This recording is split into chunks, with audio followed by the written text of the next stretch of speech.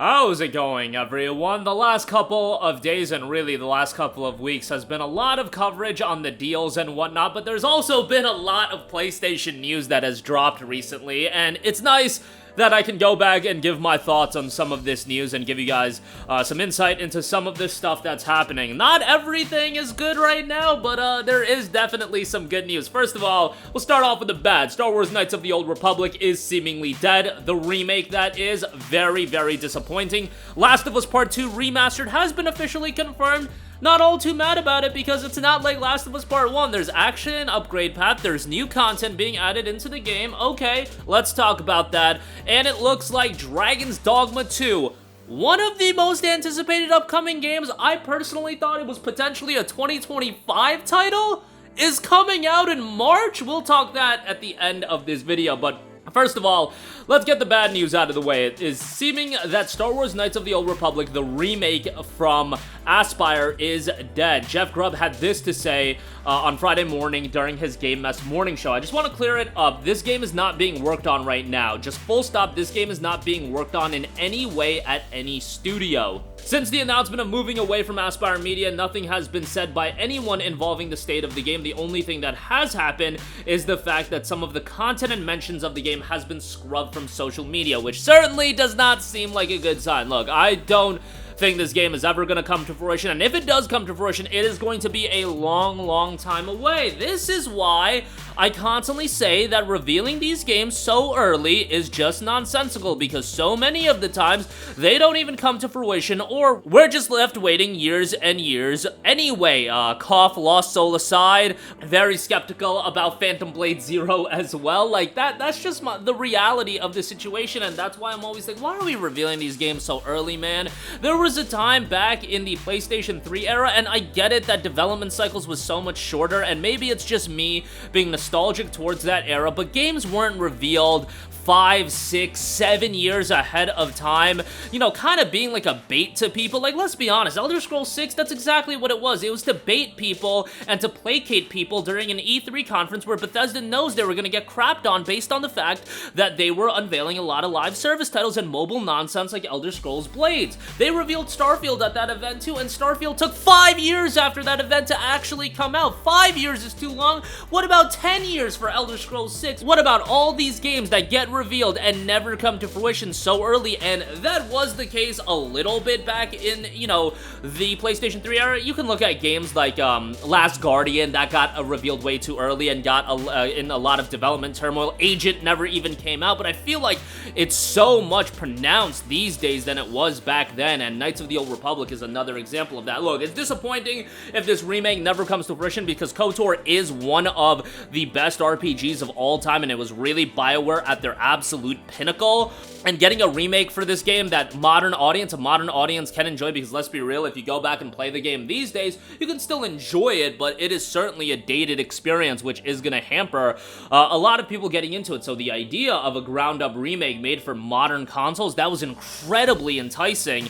Will it ever come to fruition? At this point, I would just be of the mindset that no, why set yourself up for disappointment waiting and waiting? And then I look at, like, a game, speaking of BioWare, the new Mass Effect, like, come on, that teaser was just nonsense. BioWare, what are you doing? You're just trying to drum up interest on social media. That game is years and years away. Let's get Dreadwolf out first. I don't care if it's N7 Day. Nobody cares about N7 Day, especially when it comes to announcing new games. And if you're gonna do a teaser like that, you know you're just baiting people into thinking that the game might be coming out sooner rather than later, and that's just not the case. Let's be honest with ourselves about that. But in the case of KOTOR, it looks like this game is just never gonna come to fruition, or that's the mindset you should be proceeding with. Moving on from that, Last of Us Part 2 Remastered will be available on PlayStation 5 January 19th of 2024. Now, Last of Us Part 2, I've been vocal about the fact that I was not a big fan of the game, was not a fan of the narrative choices. However, at the end of the day, I will concede that there's a lot of people that enjoyed the game, and you know what?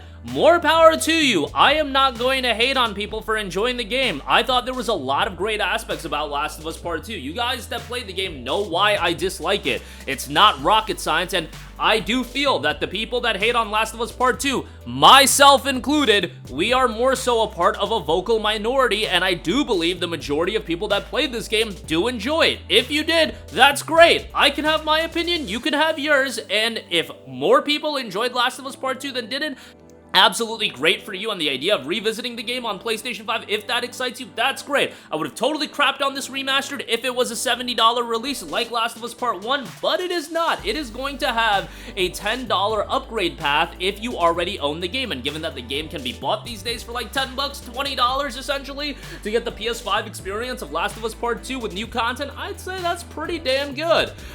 Editorial content manager over at Naughty Dog, Jonathan Dornbush, noted on the PlayStation blog, the team here at Naughty Dog is excited to announce The Last of Us Part 2 Remastered, the definitive way to experience the acclaimed Last of Us sequel originally released in 2020. We're thrilled to confirm you won't have to wait long for it either. Players can jump into Ellie and Abby's emotional journeys on the PlayStation 5 console on January 19, 2024.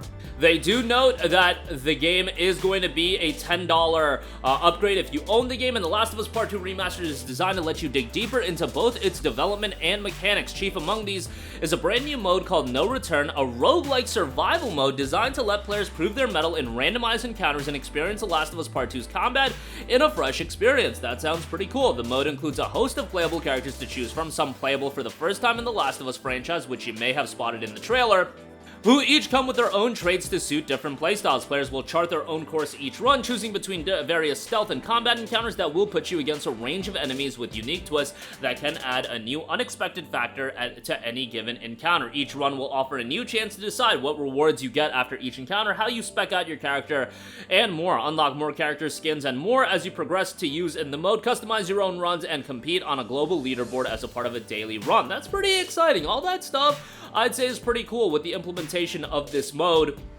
And for both new and returning players interested in learning more, we've designed Part 2 Remastered to offer a comprehensive dive behind the scenes of how our studio brought this game to life. A new set of lost levels in Part 2 Remastered allows players a unique chance to check out some playable sequences previously cut from the game. These aren't fully finished levels, but rather early development slices that not only let you see some new glimpses of Part 2's world, but also include embedded developer commentary, which I love that. A lot of remasters, director's cut, definitive editions include developer commentary. Love that as a component. I hope more and more definitive editions do this, because it's just a really cool insight into the development of the game, and especially when they get the voice actors on to talk about the scenes and the cutscenes. I think that's fantastic and really something I want to see more games do. Explore these spaces and hear directly from the team and the intention and the aspects of each level. This is a unique inclusion for our studio, and we're excited to allow players a glimpse into the creative process. They also noted newly recorded director's commentary across the campaign's cutscenes from director Neil Druckmann, the narrative lead Haley Gross, and actors Troy Baker, Ashley Johnson, and Laura Bailey. They assembled to offer insight into the story and its characters that mean so much to both our team and our fans. It will also feature enhanced graphics, native 4K output and fidelity mode, 1440p upscale to 4K and performance mode, an unlock frame rate option for TVs that support VRR as well, taking advantage of the PS5's hardware as well. And there will be a Last of Us Part 2 special edition that'll include a bunch of bonuses, steelbook case with the full game featuring additional digital content for PS5 console. Looks like it is a digital copy of the game.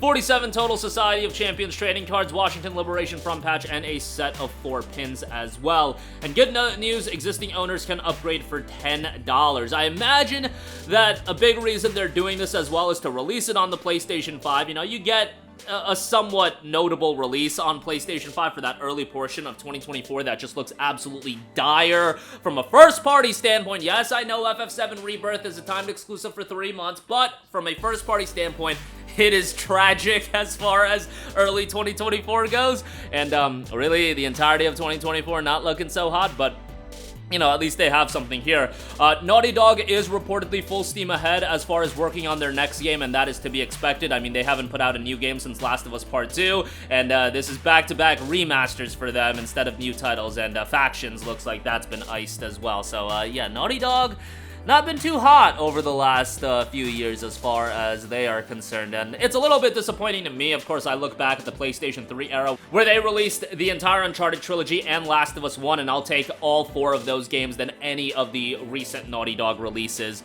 But that is my opinion. If you guys disagree, more power to you. But Uncharted, especially Uncharted 2, 3, and Last of Us Part 1, that was Naughty Dog at their absolute pinnacle. Lastly, I do want to note that Dragon's Dogma 2, the release date, is currently scheduled for March 22nd of 2024. The European Game Information Board has revealed that Dragon's Dogma 2 release date is March 22nd of 2024, and Capcom had been noting that they plan on releasing a major title that would sell millions of copies before the end of this fiscal year. Well, March 22nd puts it before the end of this fiscal year. I thought that maybe they would reveal Monster Hunter World 2 and they would turn that around for a release real quick, but looks like Dragon's Dogma 2 is just coming out a lot sooner than expected. A Dragon's Dogma 2 showcase has been confirmed, and it looks like early 2024. Buckle up, guys. Just buckle up. What is gonna happen to your wallet? Just look at the initial portion. Off the top of my head, Like a Dragon Infinite Wealth, Grand Blue Fantasy Relink, Persona 3 Reload, Tekken 8, Final Fantasy VII Rebirth, Suicide Squad, which isn't exciting me, but it's still a notable IP. What else we got? Helldivers 2, Dragon's Dogma 2 now, and more games are gonna get announced. Boy, oh boy, are wallets going to be absolutely massacred for gamers come 2024, and that's what's announced thus far. You know there's gonna be titles that get announced and ultimately get followed up with a release. Hell, throw Last of Us Part 2 on there, Remastered, throw that on there. That's a part of the early 24 lineup. I know some of you guys are gonna be super excited for that. What is this lineup? It is going to be absolute chaos. And hell, even if it's a smaller game, Don't Nod is putting out Banisher's Ghost of New Eden, which, by the way, that game was delayed to avoid this big chaos of a lot of games coming out. Bro, you got delayed into a worse time, in my opinion. I think early 2024 is even more stacked than what we've had in the last month and a half. But that might be me looking forward to what's coming instead of what's already happened. But yeah, I'm pretty damn excited for 2024. P3R, FF7 Rebirth, Grand Blue Fantasy Relink. Man, if you're a JRPG fan, you are eating good, am I right? And Dragon's Dogma 2, you can throw that on there. That's going to be a major release. But that'll do it for me. Again, unfortunate news about the KOTOR remake probably being canceled, or at least at this point canned for a while. Last of Us Part 2 Remastered coming out in January. Quick turnaround for that. Thankfully, $10 upgrade. It would have been an absolute hysteric response from me if it was $70, but thankfully that's not the case. And Dragon's Dogma 2 drops on March 22nd. Very surprised about that, but a good surprise. These days I expect games to get delayed into oblivion, and Capcom's been pretty good about turning around their games fairly quickly, and they're doing it once again. That'll do it for me. Sound off with all of your thoughts in the comment section down below. Thank you for watching, and goodbye. Hey guys, we hope you enjoyed the video, and if you did, make sure to hit the subscribe button, and if you're already subscribed, do us a favor and hit the bell icon. This way you'll be notified whenever we post a new video. That's the best way to keep up with all of our uploads, and we usually try to upload 2 videos a day. And with the bell icon hit, you'll be notified whenever we do upload a video. As always, thanks for watching.